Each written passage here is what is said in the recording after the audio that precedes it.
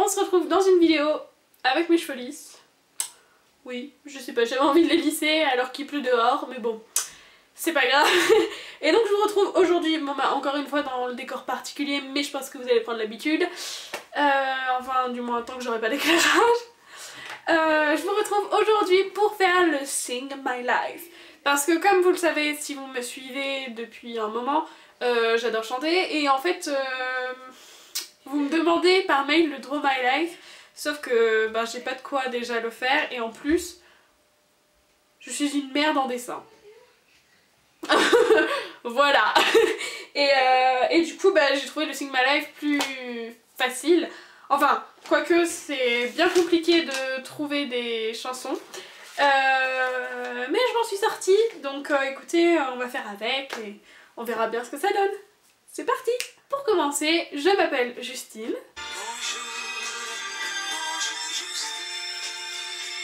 Et je suis née le 22 avril 2000. Et en 2000, ce tube-là cartonnait. Ces soirées-là, mon bras branche, toi-même tu sais pourquoi. Pour qu'on finisse ensemble, toi et moi. C'est pour ça. On aime tous ces soirées-là. Je suis née à Lyon et à Lyon, on entend souvent cette chanson. Qui ne saute pas n'est pas lyonnais.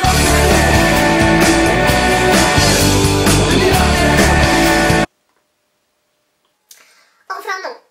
En vrai, on entend plutôt qui ne saute pas n'est pas lyonnais. Mais j'ai découvert cette chanson sur YouTube, alors je me suis dit bon bah ok. Pour naître, il fallait un papa et une maman, hein. Jusque-là, normal quoi. Et donc, ma maman s'appelle Priscilla. Et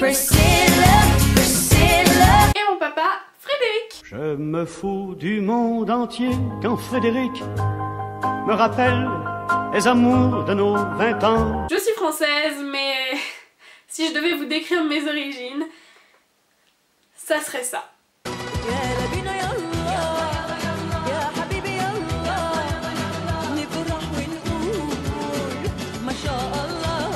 Et ça.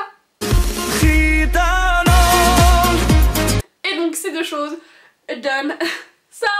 Je suis issue d'une famille très nombreuse, rien que du côté de ma mère. Alors si on rassemble en plus le côté de mon père, c'est bon, je pense qu'on remplit un stade de foot. Oh non, quand même pas, mais on est très nombreux. Rien que ma mère, elle est toute seule en fait, elle a 5 sœurs, donc vous voyez que j'ai déjà 5 tantes du côté de ma mère. Alors si on rajoute le côté de mon père, voilà quoi. Famille nombreuse, famille heureuse. À l'âge d'1 an, j'ai eu un petit problème. En fait, j'étais un bébé qui était plutôt souvent malade. Et en fait, il s'est avéré que cette fois-ci, c'était très grave. Et en fait, j'ai eu une maladie orpheline qui s'appelle la maladie de Kawasaki. Et ça arrive à un bébé sur 1000, il me semble, ou sur 1 million, je sais plus. Mais voilà, il a fallu que ça tombe sur moi. Quand je vous dis que je suis chanceuse.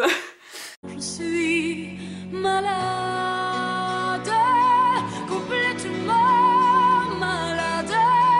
J'ai passé beaucoup de temps dans les hôpitaux. Tous les 3 mois il fallait vérifier, il fallait que j'aille faire une prise de sang. Et à chaque fois que j'avais un petit peu de fièvre, il fallait pas que ça monte au-dessus de quelque chose parce que après ça pouvait redevenir grave. Enfin voilà quoi, le truc, un enfer. Et pendant ces 3 mois que j'ai passé à l'hôpital, donc à l'âge de mes 1 an,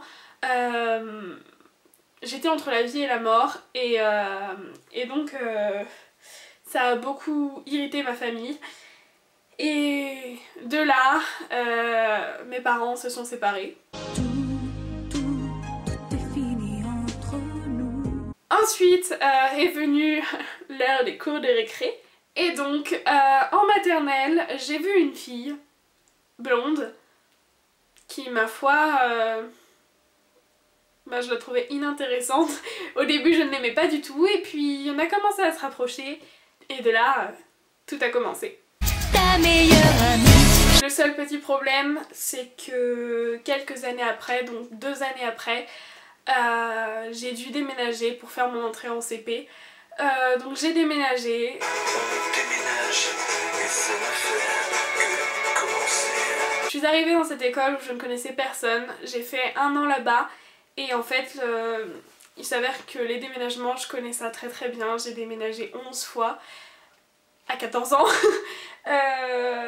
Et en fait j'ai tellement déménagé que j'avais du mal à m'intégrer dans les écoles auprès des autres parce que je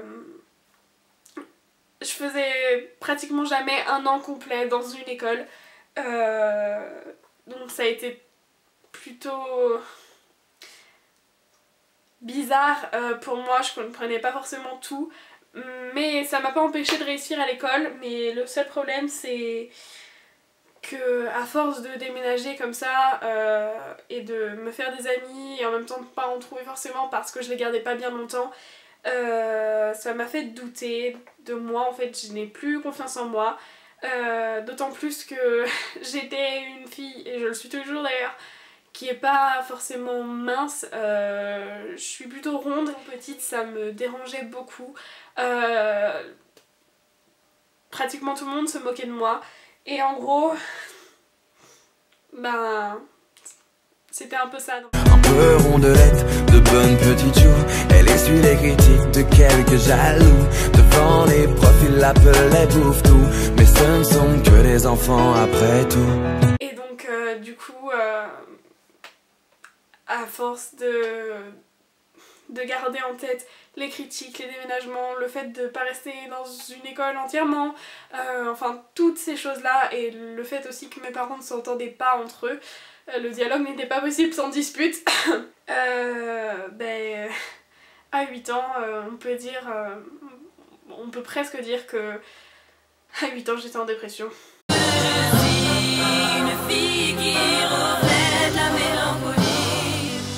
Mais un beau jour, ma mère m'a annoncé qu'on rentrait à Lyon, exactement au même endroit où j'avais commencé ma scolarité, donc en maternelle.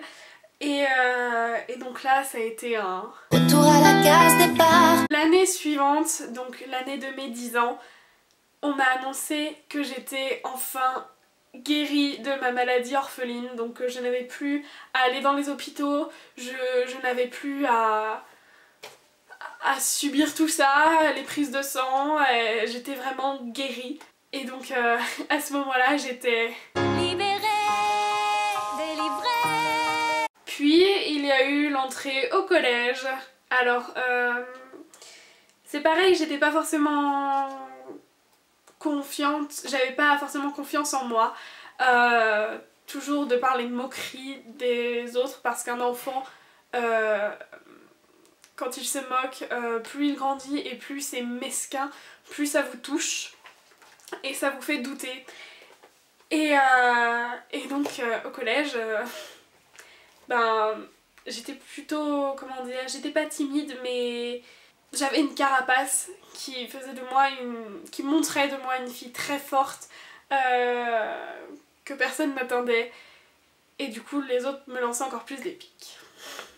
Mais il y a eu un garçon.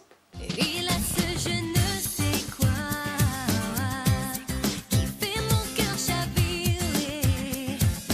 J'étais à peu près comme ça. Le seul problème, c'est que ça n'a pas fonctionné en fait entre nous, ça n'a pas duré très longtemps, voire même pas longtemps du tout. Et je lui ai dit, parce qu'il s'avère que c'était, enfin, il était pas du tout comme je le pensais. Et du coup, bah, ça m'a refait douter. Et je me suis dit...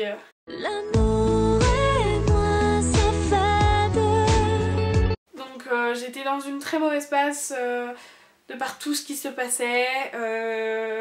D'autant plus que j'ai eu des amis qui m'ont trahi. Donc là, j'étais vraiment... Mal dans ma peau. Et après j'ai découvert YouTube, j'ai commencé à regarder des vidéos, à un petit peu prendre soin de moi. Et si je vous ai raconté tout ça, c'est parce que si j'avais pas subi tout ça, je serais pas la personne que je suis devant vous. Donc si je vous ai dit tout ça, c'était pour vous dire que malgré tout... Ensuite, j'ai commencé YouTube, j'ai décidé de me lancer dans cette aventure un petit peu incroyable. Je ne connaissais pas, c'était l'inconnu devant moi. Et donc, je me suis dit, lance-toi. Et ça s'est plutôt bien passé. Et ensuite... j'ai trouvé des amis. Donc voilà, c'est comme ça que c'est grâce à tout ce que j'ai vécu que je suis comme ça aujourd'hui. Donc j'ai pas forcément eu une vie toute belle, toute rose, parfaite, mais chaque étape que vous franchissez, chaque étape que vous subissez et que vous franchissez, ça vous rend plus fort.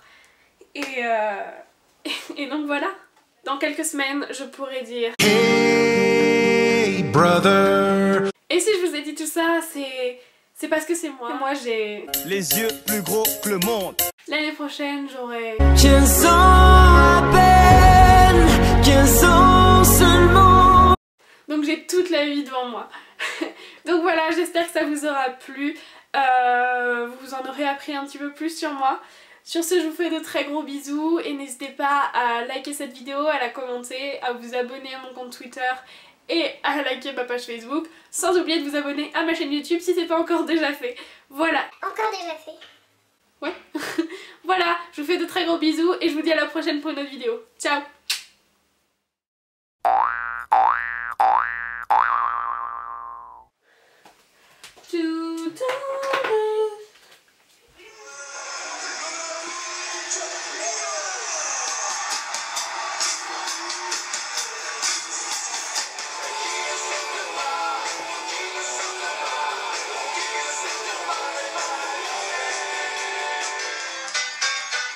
Qui sont dans la vibe, que toutes celles qui sont dans la vibe, que ceux qui sont assis se lèvent. Allez maintenant on y va, cette soirée là, avant même qu'elle ait commencé.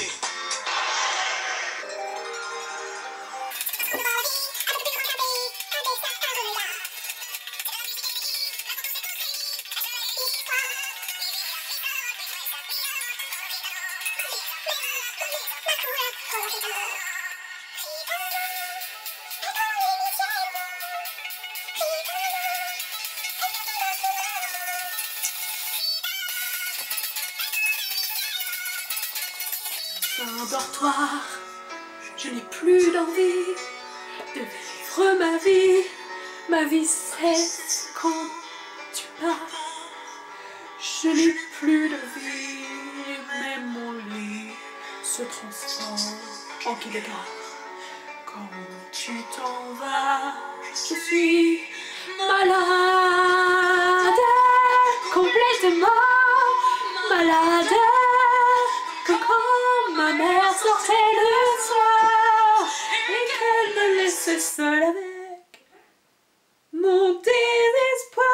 Je suis malade, c'est ça, je suis malade.